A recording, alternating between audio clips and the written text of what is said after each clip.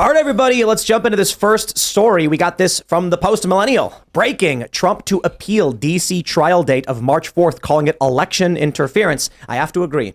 They know exactly what they're doing, setting the state. There's no question about it. They tried to stop it. I think it was Brian Kemp tried to shut it down in Georgia. And now at the federal level, they're like, okay, well, we're going to interfere by any means necessary. Former President Donald Trump torched special counsel Jack Smith, as well as federal judge Tanya Chutkan, in a new post he put up on Truth Social Monday, just hours after his official trial date in Washington, D.C. was set for March 4th, 2024, the day before Super Tuesday. Trump suggested the actions of both parties amount to election interference and promised he would appeal the decision, saying, deranged Jack Smith and his team of thugs who were caught going to the White House just prior to indicting the 45th president of the United States, an absolute no-no, I like that, have been working on this witch hunt for almost 3 years, but decided to bring it smack in the middle of crooked Joe Biden's political opponent's campaign against him. Election interference. Today, a biased, Trump-hating judge gave me only a 2-month extension. Just what our corrupt government wanted. Super Tuesday. I will appeal. He made a follow-up post saying, page 2, : how do you have an indictment that is based almost entirely on the findings of the January 6th Unselect Committee of Marxists, fascists, and political hacks, when these same lowlives who have been caught lying for years about Russia, Ukraine, FISA, and the fake dossier and much more, purposely and illegally destroyed and deleted all of the evidence, findings, and proof of the January 6th committee? When will deranged Jack Smith criminally charge the committee?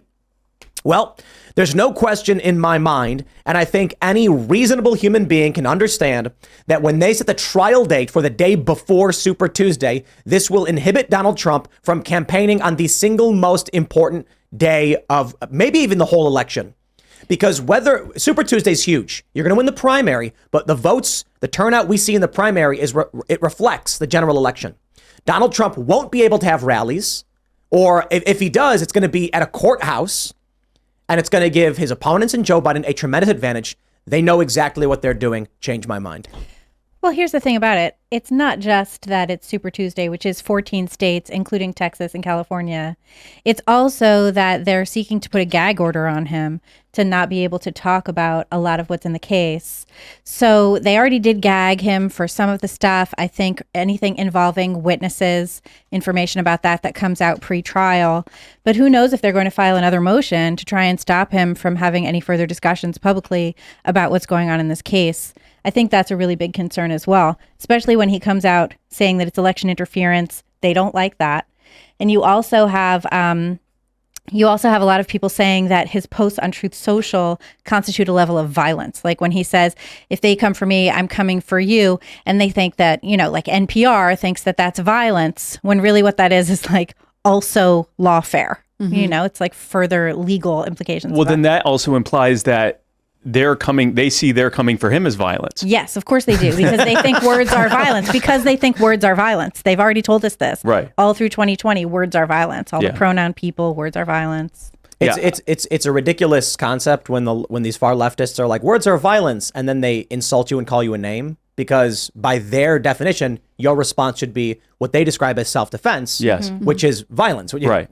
You have to go loot things. If you've been insulted, you have to go loot things. It's what they do. That's important. No, I tend to agree with you. I think he's certain to win the nomination at this point. I don't see a scenario in which he doesn't, pass away or something like that. That doesn't result in him getting the nomination. This is more about having the pretense or the pretext to be able to, like you said, to gag him, to make it where he can't talk about what promises to be, if not the single biggest election issue, one of the biggest ones, while he's campaigning. Mm-hmm. Well, yeah, and they just turned over 12 million pages of discovery. I think that came out today as well. 12 million pages. It doesn't seem like a real amount. It's like when Saddam Hussein It's actually released 12.8 million pages of discovery that the DOJ handed off in the documents case. Every third page is just like a recycled article from like a 1970s Playboy or something, hoping nobody notices. Well, that's the thing. That's what discovery is. Like a lot of what they do in discovery when they don't want you to do well in your case is they hinder you by giving you too many boxes. Yeah. Yep. They give you like everything that they can come up with and they say it's in here. And then you're going through it all. Yeah, we can't tell you where. You'll find it on your own. It's in Right. there. No, it's in there. Yeah, It's in there. whatever it is. It's hard Yeah. not to think that any gag order imposed on Trump would be broadly interpreted too. So even if for some reason he could be, at a campaign rally, they're able to say, well, you referenced the last election, which of course he would because Which he he's ought to. campaigning for president. And they'll say, no, you're in violation. It seems obvious that they're trying to trap him into potentially facing more charges. I'm torn between whether or not they want him in jail when they want him in jail. I think they do, but I don't know if these Democratic leaders are in alignment on when and how. Because if Donald Trump went to jail now, it would be a massive boost for his campaign.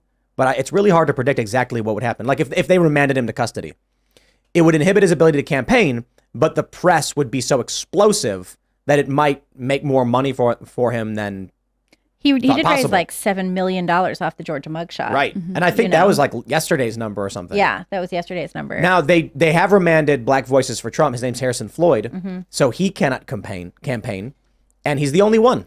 Yeah. What was their justification for only Their justification jailing was the black lock guy? up the black guy. Yeah. They wanted to To prove stop. that judicial system is racist. I'm surprised that no one caught that right away, because I remember when I saw the news that he was being remanded, I'm like the only guy they remanded is the black dude. Like Out of these like Democrats, 19 people. Yeah. Yeah, and then I think we mentioned on the show, and everyone laughed, and I'm like, well, you guys didn't I thought everyone just noticed they did that. Yeah, your tweet was the first thing I saw on that. And I was like, oh, no. Well, because Libby doesn't see color. That's the thing. Right, I don't see color. But this is like a 4D chess thing. They're saying, Yeah. see, we told you this system is systemically racist. Right. We're offering Because you of us. We told you that. Because we do it. Yeah. Because we are racist. We know it. Well, there was that poll. I saw a screenshot from Fox News, and I didn't see a headline reflecting that particular aspect of the story. The headlines were all like Trump improves, and then you can read the poll and see that Trump is enjoying 20% support among black voters, according to Fox News. I don't believe it. I don't trust these polls because, but far be it from me to say outright it is completely wrong. Wall Street Journal, I think it was a year ago, found the exact same, almost the exact same thing, 17%. And several months before, a month or two before that, found that Latinos and Asians were also skewing towards the Republican Party. And it may not be that they're skewing towards the Republican Party, but the left is going absolutely insane.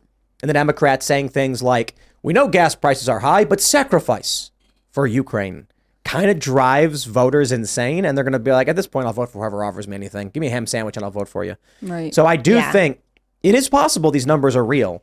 And there was a lot of propaganda videos people put out where it's, like black dudes saying like, yo, I'm going to be for real with you. I F with Trump, man. Yeah, go Trump. I'm like, yeah, okay, dude. Like, come on. You find a handful of guys. It doesn't mean these polls are real.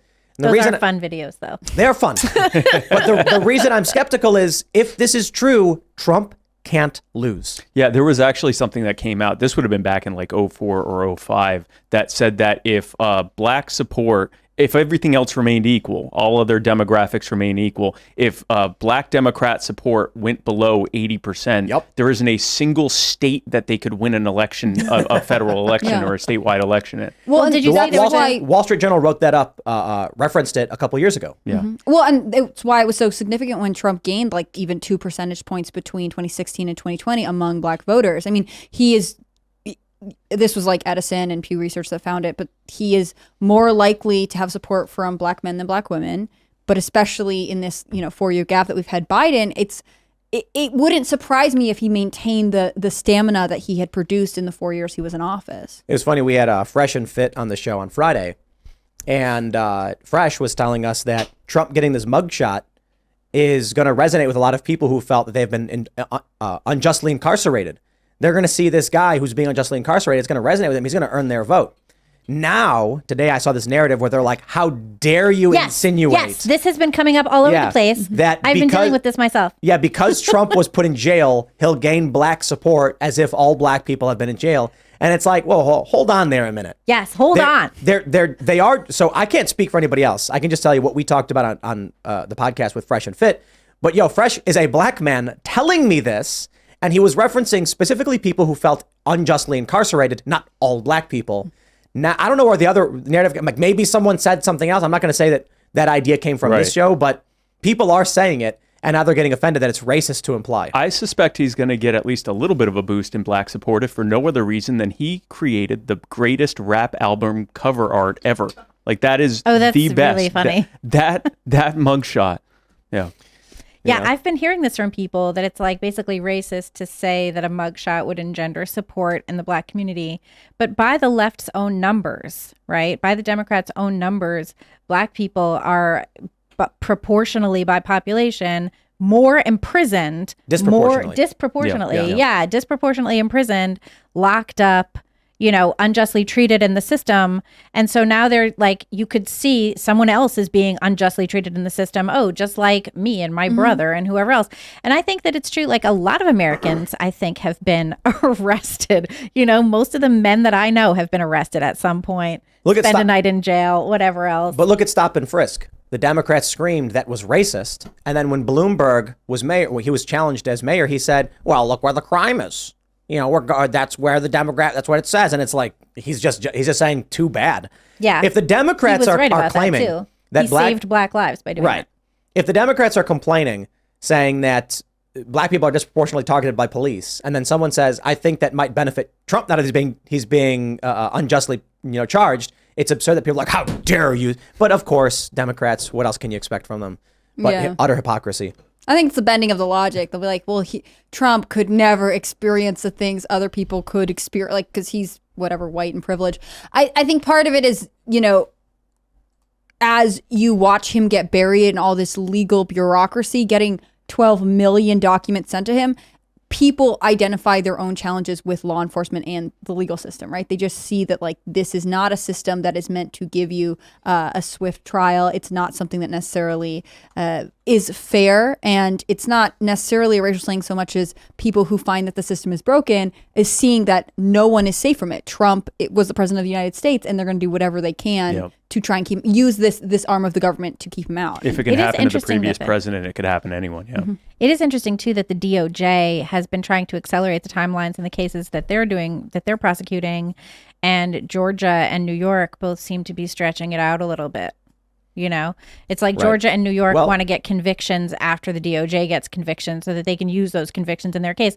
Even Alvin Bragg got permission to use Trump's testimony in the E. Jean Carroll case for his falsification of business documents case, which, of course, I just want to point out, Hillary Clinton got charged with falsification of business documents. She was fined $8,000. The DNC paid $113,000. That was for the creation of the Steele dossier, which they classified as legal fees. They got that. And Trump's facing... It's multi-layered, right? Yes. They get one trial date, I think, in Georgia. You've got Kenneth Chesebro, October 23rd. They will use all the testimony from all of these, and they'll keep layering it on. The first mission to inundate Trump's sphere of influence with legal challenges that drain their resources and inhibit them from rallying, campaigning. The second, of course, is to just put them in jail to get rid of them. And another large component is maybe lastly, it's get them in jail if we have to. But the other large component is, can we utilize any of this testimony to remove Trump from the ballot? Thanks for watching this clip from the Timcast IRL podcast. Hang out with us live Monday through Friday at 8 p.m. and become a member over at timcast.com for uncensored, members-only shows exclusive. Thanks for hanging out, and we'll see you all next time.